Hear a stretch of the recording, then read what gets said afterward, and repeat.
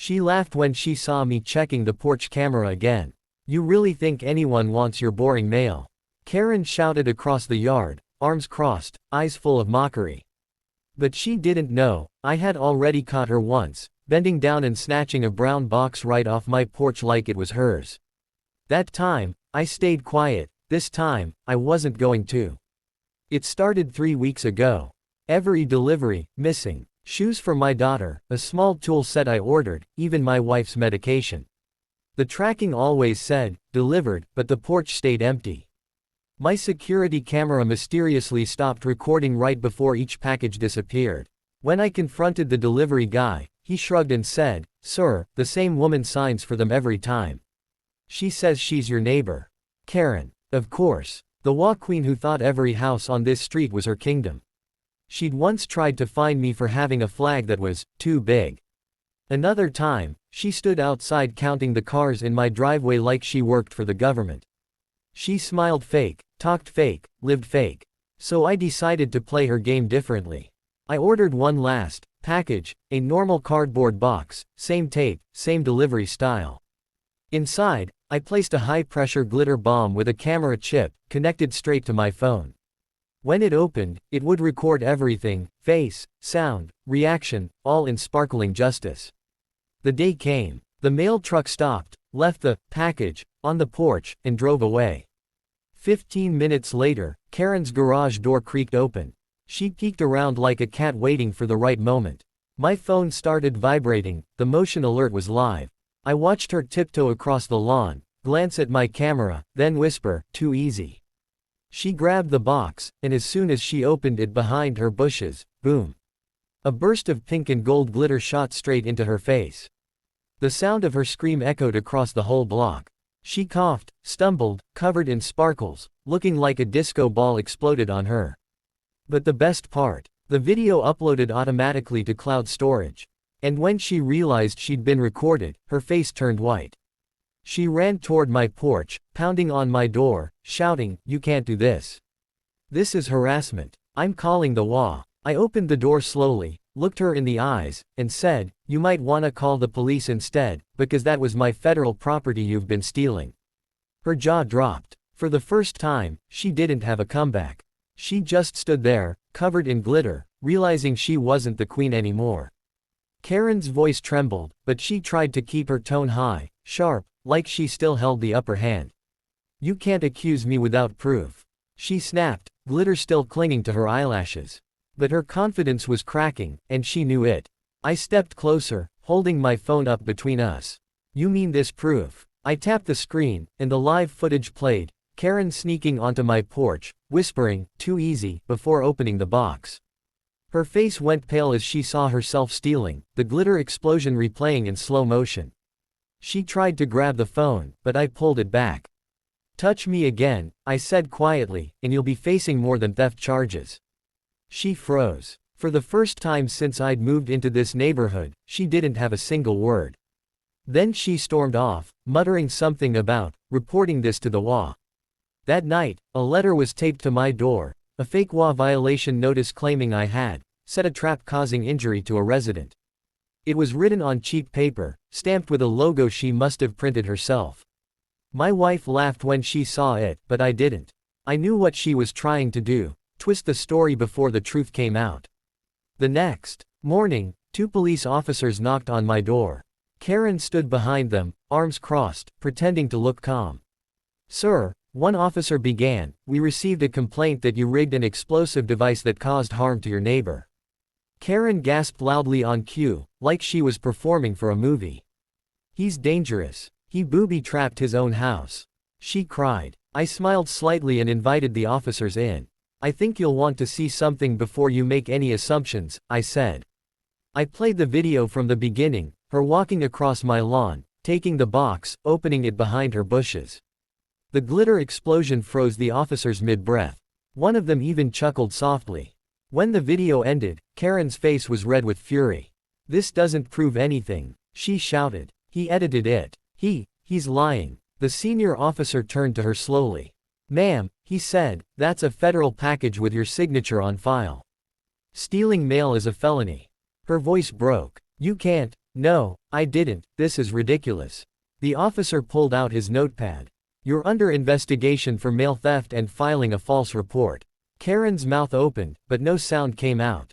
The same woman who once bragged about keeping the neighborhood in order was now trembling on her own porch. As the officers escorted her away, she glared at me, whispering through her teeth, "You think you've won? You don't know who I am." I leaned against the doorframe and smiled. "Oh, I know exactly who you are, Karen. You're the woman who finally got caught." But deep down, I had a strange feeling it wasn't over yet. 2 days later, I thought the chaos was finally over. Karen's driveway stayed empty, her porch light off for the first time in years. The neighborhood felt peaceful, kids playing, dogs barking, no one watching from behind blinds. But peace never lasts long when someone like her is involved.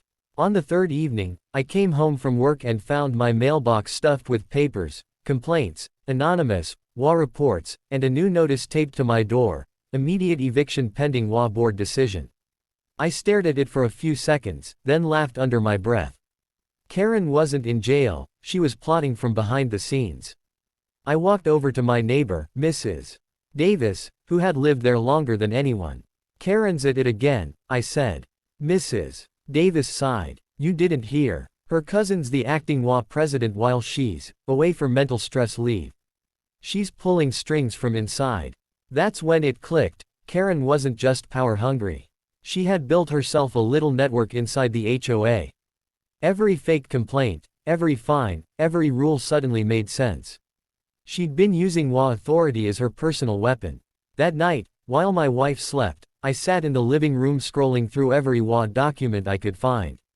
And then I saw something that made my pulse race. Karen's name listed as Assistant Enforcement Chair, with access to residents' mail and security permissions. She'd been abusing that position to intercept deliveries legally. But that wasn't the shocking part.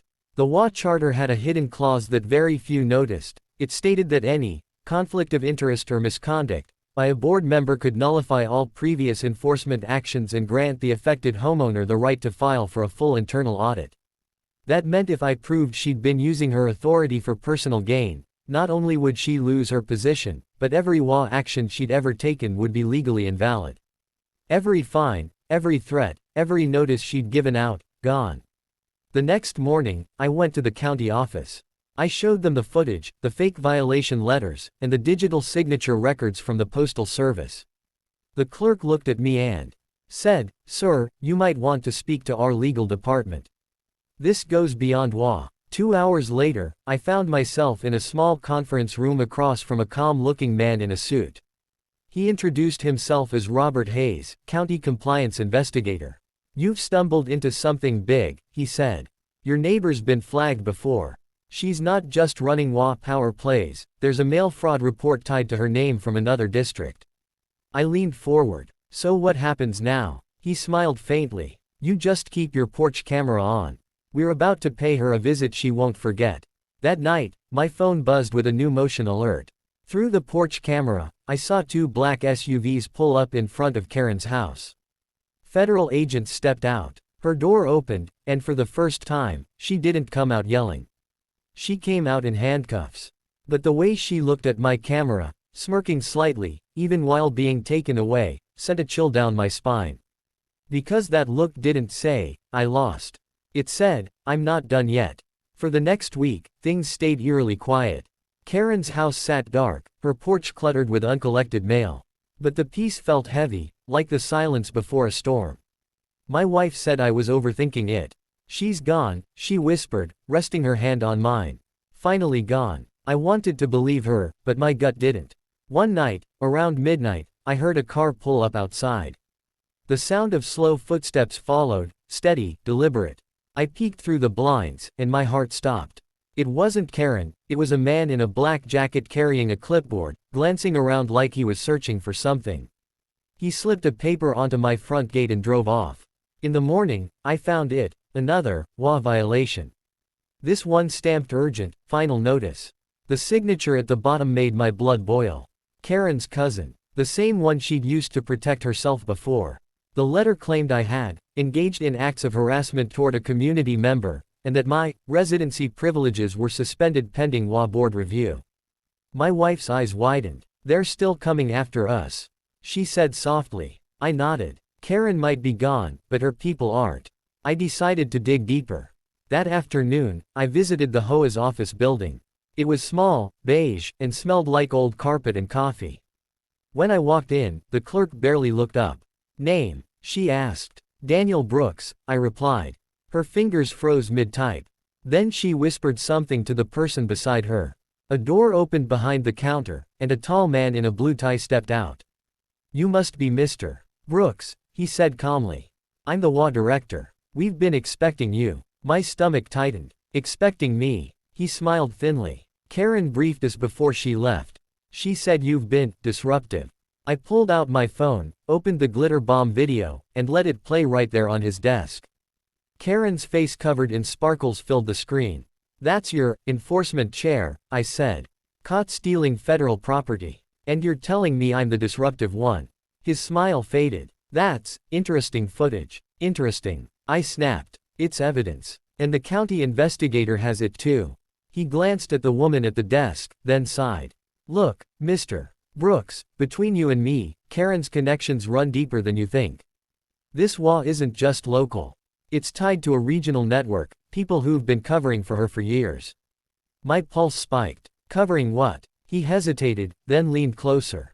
There's a fund. Homeowners Association Relief Fund. Karen's been moving money through it, unapproved transfers, false fines, fake maintenance fees. He looked around nervously. If you have proof she abused her authority, you're not fighting a neighbor anymore. You're taking down an entire racket. I left the office with my heart pounding. The story wasn't just about stolen packages anymore. Karen had built an empire of fake power, and somehow, even from behind bars, she was still pulling the strings. That night, as I sat reviewing files, a notification flashed on my phone. New motion alert, front porch. I opened the camera feed. And froze. Karen, standing there, in the same white jacket, glitter still faintly in her hair, staring straight into the lens. She smiled slowly and said, "Miss me." Then the feed cut to black. For a few seconds, I just sat there, frozen. The camera feed had gone dark, the motion light outside still flickering through the blinds. My throat went dry. Karen wasn't supposed to be out. The agents had said she'd be in custody for at least a month during the investigation. So how could she be standing there? I grabbed my flashlight and stepped outside carefully, scanning every shadow. The porch was empty. The air smelled like rain and metal, and my front gate was half open, swinging slowly. But on the welcome mat lay something I hadn't seen in years, an old, torn HOA badge. And taped to it was a note written in messy black ink. You can't glitter away the truth. I felt my heartbeat pounding in my ears.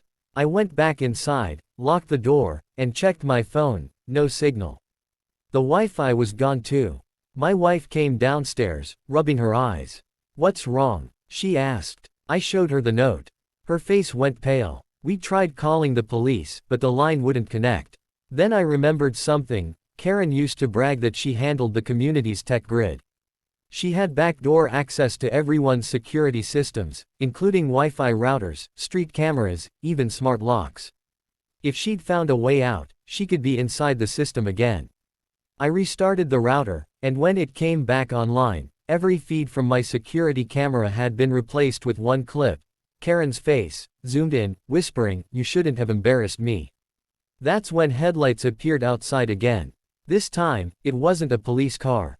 It was a black SUV, the same one the federal agents had used.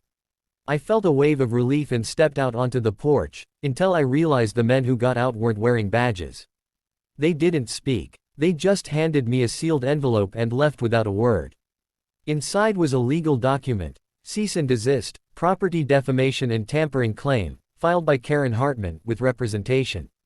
She had hired a lawyer. From jail, I sank onto the porch steps, the paper trembling in my hands. "She's not done," I muttered. My wife looked at me, voice shaking. "What does she want?" I stared out at her dark house across the street. "She wants to ruin me, the way I ruined her image." The next morning, I went straight to the county office again. Robert Hayes, the investigator, met me with a grim look. "Daniel," he said, "you need to listen carefully. Karen didn't act alone. We traced multiple accounts tied to her name, and 2 of them led back to people inside this department.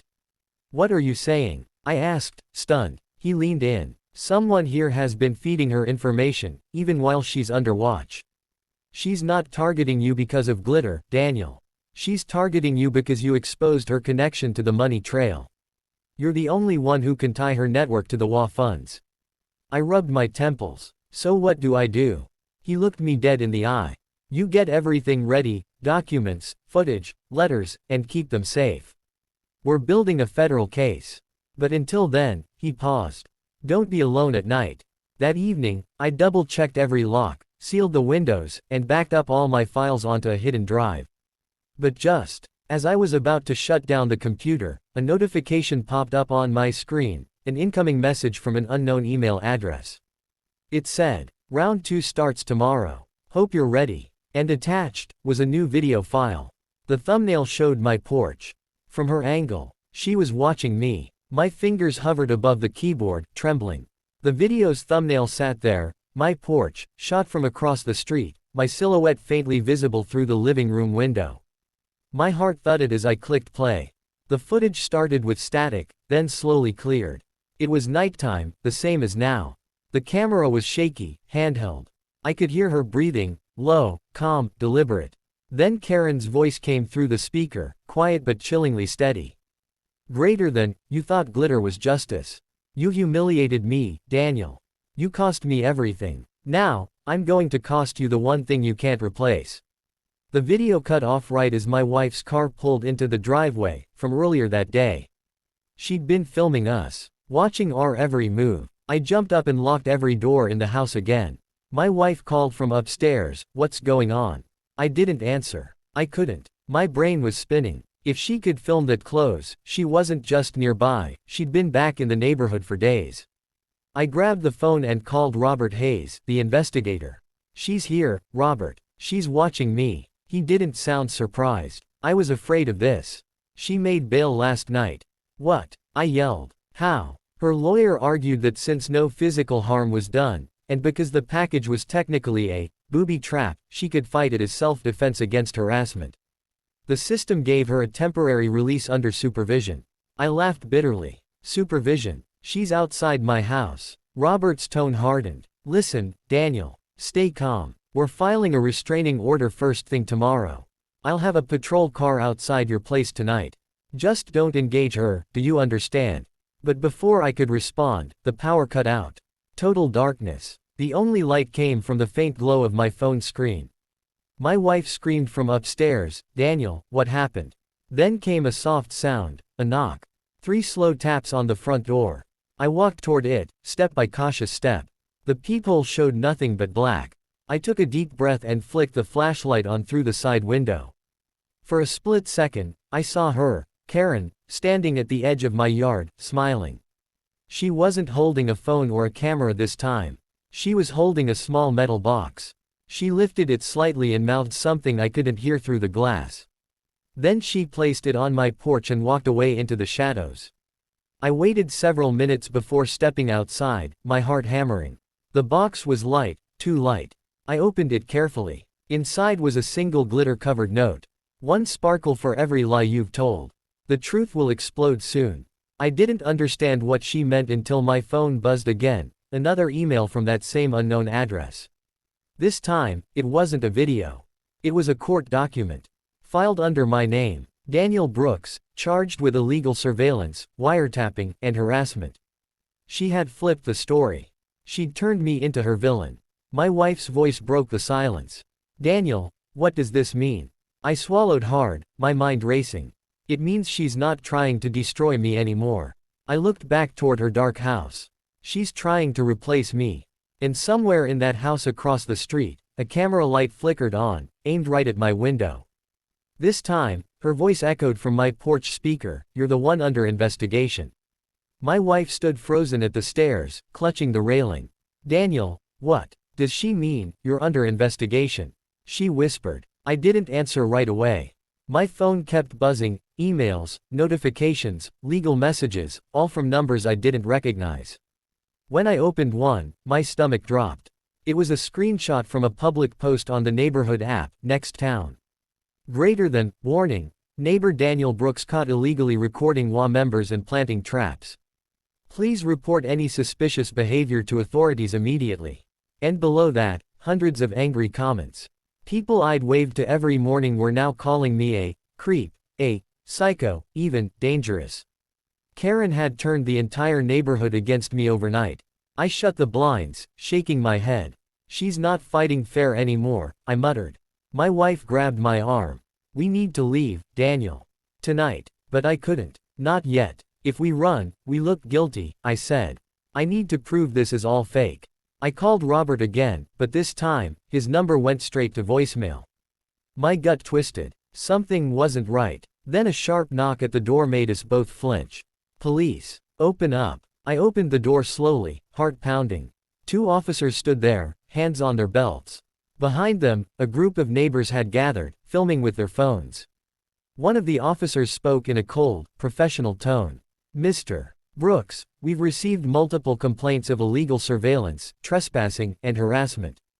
We need you to come with us for questioning. I tried to show them the glitter video, the proof that started all of this, but my phone froze. Every file, deleted. Every backup, gone. Somehow, Karen had wiped my cloud storage clean. She hacked it, I said desperately. She's framing me. You can't just. Sir, the officer interrupted, please step outside. They didn't handcuff me, but it felt worse, like they didn't need to. Like I'd already lost. My wife tried to follow, but another officer stopped her gently. Ma'am, it's just a few questions. As I sat in the back of the patrol car, I looked out the window. Karen was standing in her driveway, wearing sunglasses and a white coat, sipping coffee like nothing happened. When our eyes met, she smiled, calm, victorious, and mouthed, I told you it wasn't over. At the station, they took my statement, my devices, even the home security hub. Hours passed before Robert finally showed up. He looked exhausted, tie loosened, eyes heavy. Daniel, he said quietly, they're building a counterclaim. Karen's lawyer is saying you set up a recording network without consent. They have data logs from your router, IPs traced to cameras around the neighborhood. That's impossible, I said. She planted them, she's behind everything. Robert sighed. I believe you. But believing and proving are 2 very different things right now. Then he lowered his voice. Listen, I found something in her case file. She used to work for a private tech firm, one that designs neighborhood surveillance systems. She knows exactly how to manipulate footage, timestamps, everything. If she's doing this, she's not working alone. He leaned back, his expression darkening. There's one more thing. The HOA account that paid her legal fees, guess whose name is listed as secondary on it? I frowned. Who? Robert met my eyes. Mine. The room went silent. My blood ran cold. He slid an envelope across the table. I don't know how she did it, Daniel, but she's framing both of us now. Before I could speak, the lights in the interrogation room flickered. A loud tone blared from the monitor on the wall. The police clerk rushed in, pale-faced. Sir, we have an alert, there's been a fire at the Brooks residence. I shot up from my chair. What? The officer nodded grimly. Your house, it's gone. And then, from the hallway, a voice echoed faintly from a radio transmission, female, calm, almost satisfied. Greater than, guess the glitter finally exploded. Karen's voice. She was back in control. The air outside the station was cold and bitter. Smoke rolled up over the trees from where my home used to stand. I ran toward the flashing lights that lit the night sky, red, blue, white, mixing into chaos. Firefighters worked desperately, but there was nothing left except the skeleton of the house and the faint smell of burned wood and plastic. My wife was standing by the curb wrapped in a blanket, trembling. I barely got out, she whispered. The power went out again, then the smoke alarm started. When I opened the door, there was fire everywhere. I pulled her close, feeling her heartbeat through the blanket. You're safe, that's all that matters. But I couldn't shake the feeling this wasn't an accident. Robert arrived minutes later, his face tight with anger. The fire started from the power panel, he said, but the breaker box was tampered with. Someone bypassed the main fuse. Karen, I said flatly. He nodded. And she's using your own case as cover. The moment we left the station, she filed an emergency restraining order claiming you tried to burn her house. She's got half the HOA board signing statements that they saw you arguing with her yesterday. I clenched my fists. So she destroys my home, steals my footage, and now she wants to make me the criminal. Robert's eyes hardened. She's rewriting the story faster than we can prove anything. But if what you said before is true, that she's been moving money through the HOA fund, then there's one place she can't hide it, the county's financial audit system. That's public record, and it timestamps every transaction. If we can access those logs before she scrubs them, we can expose everything. We drove to the county records office before dawn. Inside, the fluorescent lights buzzed, the place empty except for a sleepy clerk at the desk. Robert flashed his badge and asked for full HOA financial records.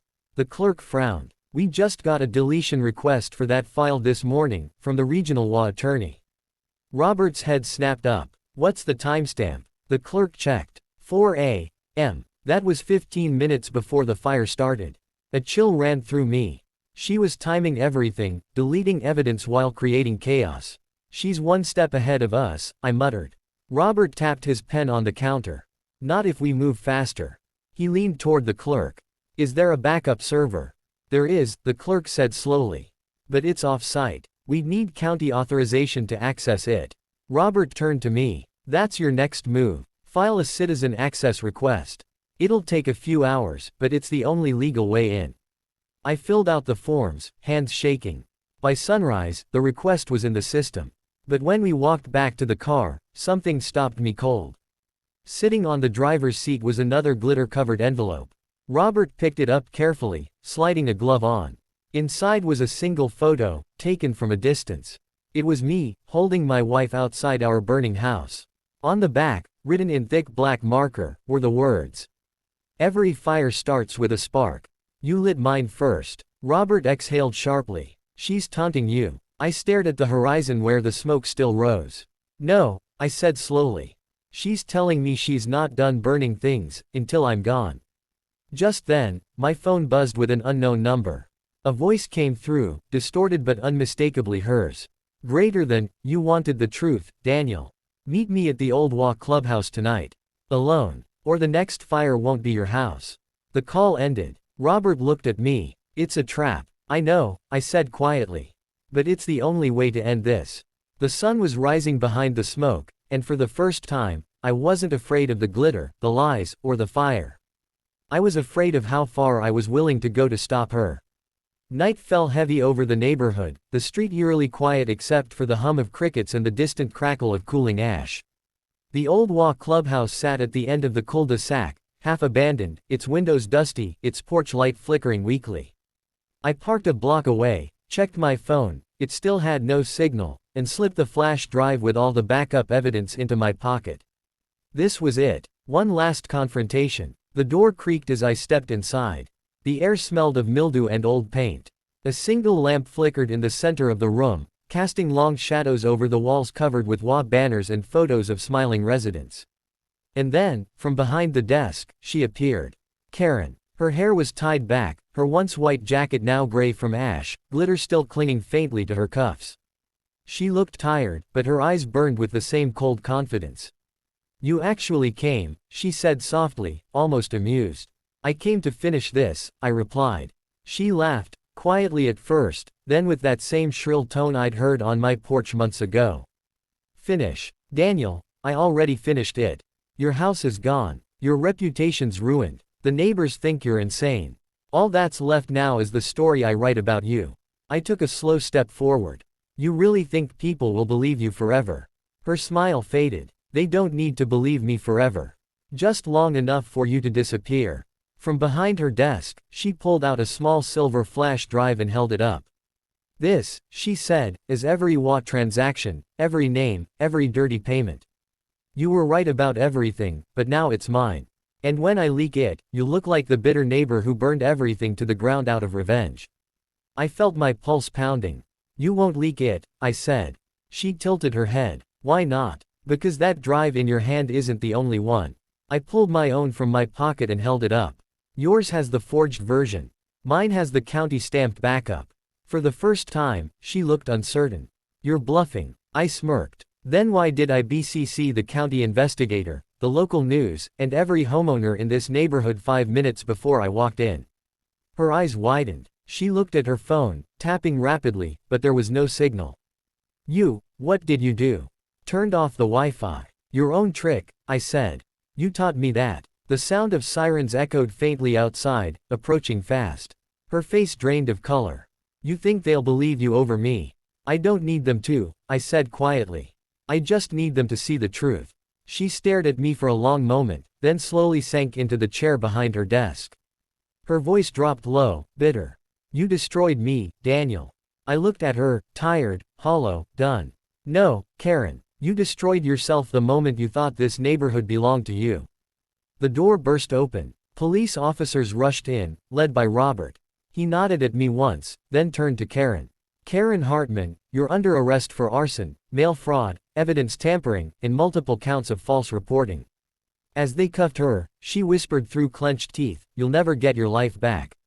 I didn't reply. I just watched as they led her away, the glitter on her jacket catching the lamplight one last time like dying stars. Outside, the dawn broke again, soft and gold over the ruins of my house down the road. My wife stood there waiting, eyes red from tears but smiling faintly when she saw me. It's over, she asked. I looked back toward the clubhouse, where the police lights flashed behind the trees. Yeah, I said quietly. It's over. For the first time in months, the air felt still. No notes, no fake notices, no eyes watching from across the street. Just silence, and the faint shimmer of glitter still scattered on the ground, glowing softly in the sunrise. I kicked at it gently and smiled. Guess justice sparkles after all. Sparkles. The end.